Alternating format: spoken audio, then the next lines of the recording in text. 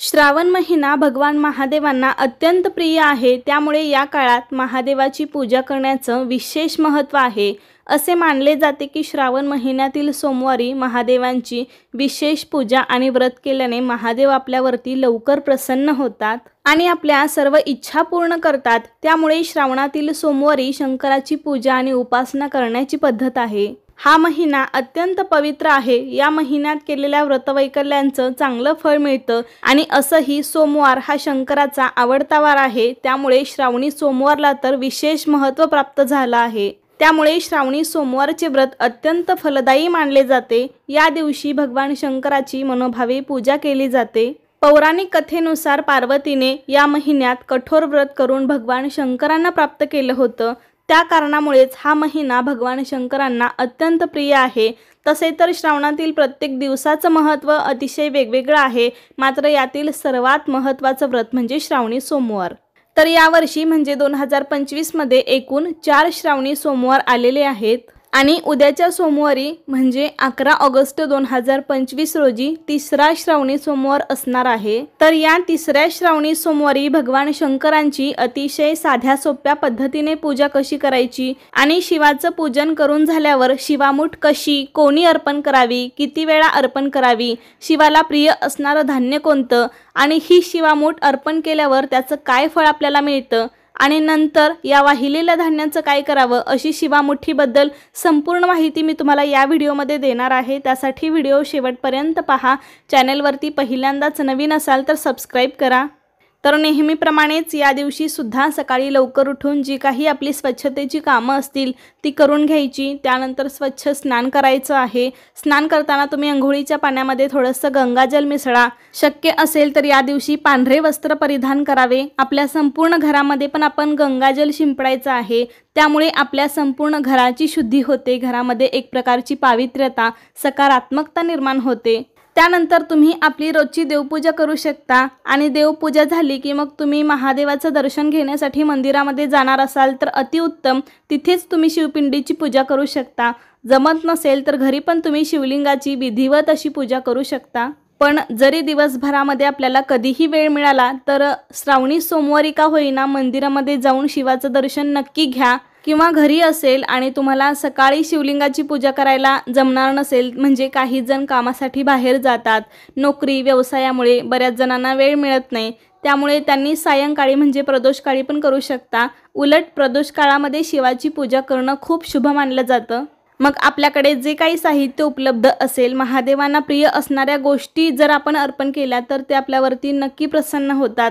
मग त्यामध्ये पांढरी फुले, बेलाची पाने, धोत्र्याचं फळ, धोत्र्याचं फूल, चंदन, भस्म यापैकी जे साहित्य आपल्याकडे असेल त्यातूनच मनोभावे पूजा करावी। कारण असं म्हणतात की एका बेलाचे पान जरी शिवाला मनोभावे अर्पण केले तरी ते शिवाला अत्यंत प्रिय आहे। तुम्ही बाहेर मंदिरामध्ये पूजा करण्यासाठी जाणार असाल तर अगरबत्ती, साखर, बेलाची पाने, पांढरी फुले जे काही साहित्य नेणं शक्य असेल ते घेऊन जाऊन पूजा करू शकता।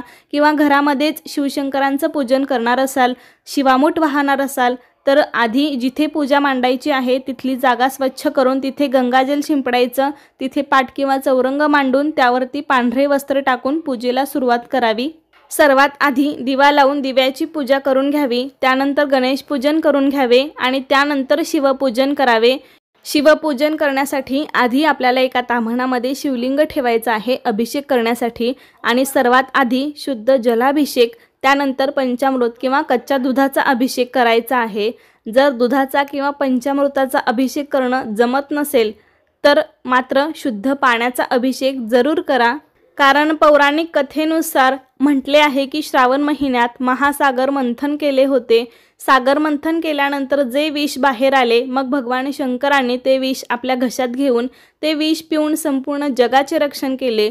पण विष प्यायल्यानंतर महादेवांचा कंठ निळा झाला, गळा निळा झाला, म्हणून त्यांचे नाव निळकंठ महादेव असे ठेवले गेले। विषाचा प्रभाव कमी करण्यासाठी सर्व देवी देवतांनी त्यांना पाणी अर्पण केले, म्हणूनच शिवलिंगावर जल अर्पण करण्याचे विशेष महत्त्व आहे। त्यामुळे महादेवांना जलाभिषेक अत्यंत प्रिय आहे। त्यामुळे आपण फक्त पाण्याचा जरी अभिषेक केला तरी त्याची विशेष फळप्राप्ती होते। भगवान शिव स्वतः जल आहेत, म्हणून पाण्याच्या साहाय्याने त्यांची उपासना केल्यास त्यातून चांगले फळ मिळते। शिवाची संपूर्ण पूजा होईपर्यंत आपल्याला ओम नमः शिवाय ओम नमः शिवाय हा मंत्र सतत म्हणायचा आहे। यामुळे महादेव आपल्यावरती प्रसन्न होतात। अभिषेक करून झाला की मग पाटावर थोड्या अक्षता ठेवून त्यावर शिवलिंगाची स्थापना करावी आणि मग शिवलिंगाची आपल्याला विशेष अशी पूजा करायची आहे। सर्वात आधी शिवलिंगावर आपल्याला चंदन किंवा भस्म लावायचं आहे, पांढरे वस्त्र अर्पण करायचे आहे, त्याबरोबरच थोड्या अक्षता अर्पण करायच्या आहेत। धोत्र्याचं फळ फूल असेल तर तेही अर्पण करायचं। पांढरी फुले, बेलाची पाने महादेवाला अत्यंत प्रिय आहेत, तेही आपण अर्पण करू शकतो। ओम त्र्यंबकम यजामहे सुगंधिम पुष्टिवर्धनम उर्वारुकमेव बंधना मृत्योर्मोक्षी यमामृता हा तुम्ही महामृत्युंजय मंत्र देखील म्हणू शकता। पूजा करण्यासाठी तुमच्याकडे एवढं सगळं साहित्य नसेल, वेळ नसेल तर फक्त एका बेलाचं पान शिवपिंडीवरती तुम्ही नक्की अर्पण करा। कारण एका आख्यायिकेनुसार भिल्ल नावाचा एक दरोडेखोर होता। तो दरोडेखोर आपल्या कुटुंबाचा उदरनिर्वाह करण्यासाठी लोकांना लुटत होता। मग एके दिवशी श्रावण महिन्यात एकदा हा लुटारू तेथून जाणाऱ्यांना लुटण्याच्या उद्देशाने जंगलात गेला आणि एका झाडावर चढून बसला।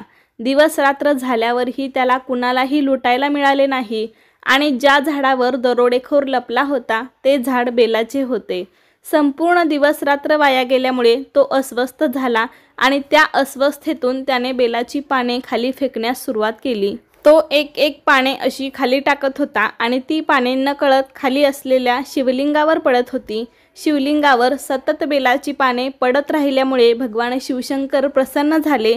त्या दरोडेखोरासमोर शंकर अचानक प्रसन्न झाले आणि त्या लुटारूस वरदान मागण्यास सांगितले आणि त्याच दिवसापासून बेलाच्या पानाचे महत्त्व वाढले। त्यामुळे बेलपत्र या दिवशी तुम्ही नक्की अर्पण करा, त्यामुळे सुद्धा तुम्हाला पूर्ण पूजेचे फळ प्राप्त होते। तसेच शिवामोठ हा श्रावणातील मोठा वसा मानला जातो।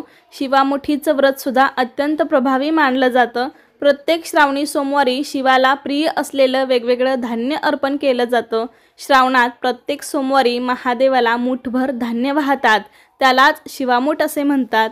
तर ही शिवामूठ कोणीही अर्पण करू शकतं। आपल्या मनामध्ये कोणती इच्छा असेल ती पूर्ण व्हावी असं वाटत असेल तर आपण शिवामुठीचा संकल्प घेऊन पण शिवामूठ अर्पण करू शकतो। म्हणजे सुरुवातीलाच तुम्ही संकल्प घेऊन हे शिवामुठीचं व्रत पूर्ण करू शकता, त्यामुळे आपली इच्छा पूर्ण होण्यास मदत होते। कुमारिका मुली चांगला वर मिळण्यासाठी शिवामूठ अर्पण करू शकतात। तर सौभाग्यवती स्त्रिया आपल्याला अखंड सौभाग्य लाभावं, सौभाग्यामध्ये दिवसेंदिवस वाढ व्हावी, आपल्या घरामध्ये सुख समृद्धी नांदावी यासाठी देखील शिवामूठ अर्पण करू शकता। तर श्रावणातल्या प्रत्येक सोमवारी ही शिवामूठ अर्पण करावी। किमान 5 वर्ष तरी ही शिवामुठीचं व्रत करावं, किंवा तुम्हाला 5च वर्ष करायचं नसेल तर तुम्ही प्रत्येक वर्षी पण शिवामूठ वाहू शकता।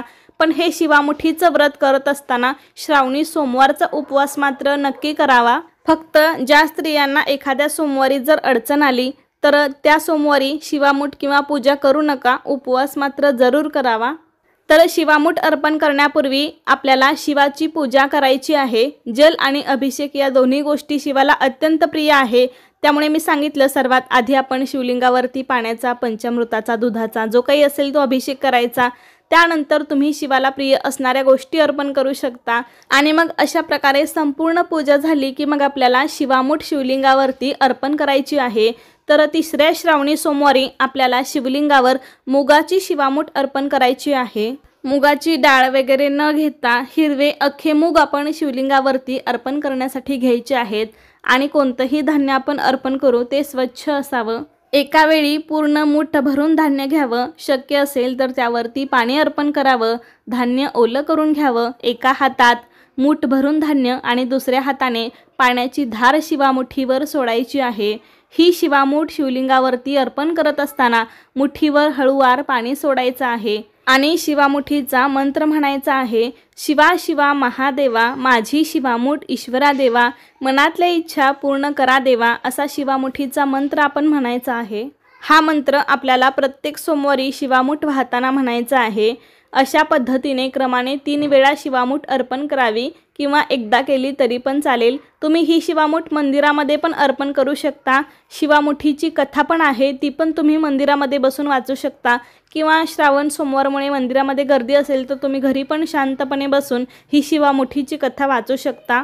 या दिवशी आपल्याला शिवामूठ वाहण्यासाठी शक्यतो हिरवेच मूग घ्यायचे आहेत, कारण श्रावण महिना हा निसर्गाशी संबंधित आहे, त्यामुळे या महिन्यात हिरव्या रंगाचं सुद्धा खूप महत्त्व आहे। आता अनेकांना प्रश्न पडेल की आपण जर घरी शिवामूठ वाहिली असेल तर वाहिलेल्या धान्याचं काय करावं? तर शिवामूठ म्हणून अर्पण केलेलं जे धान्य आहे त्यामध्ये अजून थोडी भर घालून तुम्ही ते गरजूंना दान करू शकता किंवा दुसऱ्या दिवशी ते गाईला खाऊ घालू शकता। मंदिरामध्ये शिवामूठ अर्पण केली तर उत्तम, पण काही कारणास्तव मंदिरामध्ये जाता येत नसेल त्यामुळे घरीच अर्पण केले असेल तर तुम्ही अशा प्रकारे ते दान करू शकता। शिवामूठ अर्पण केल्यामुळे आपल्या सर्व इच्छा मनोकामना पूर्ण होतात, घरामध्ये सुख समृद्धी येते, पती पत्नीमधील संबंध सुधारतात, विवाही इच्छुक व्यक्तींना चांगला जोडीदार मिळतो किंवा आपला जो काही संकल्प आपण मनामध्ये धरून शिवामूठ अर्पण केली असेल तर ती पण इच्छा पूर्ण होण्यास मदत होते। अशा पद्धतीने प्रत्येक सोमवारी वेगवेगळ्या धान्याची मूठ शिवलिंगावरती अर्पण केली जाते। तर अशाच पद्धतीने तुम्ही पण प्रत्येक श्रावणी सोमवारी त्या धान्याची मूठ शिवलिंगावरती नक्की अर्पण करा। तर कसा वाटला तुम्हाला आजचा व्हिडिओ मला नक्की सांगा। आवडला असेल तर लाईक करा, जास्तीत जास्त लोकांना हा व्हिडिओ शेअर करा आणि असेच नवनवीन व्हिडिओज पाहण्यासाठी आजच आपल्या अन्वीज मराठी कॉर्नर या चॅनेलला सबस्क्राईब करा। धन्यवाद।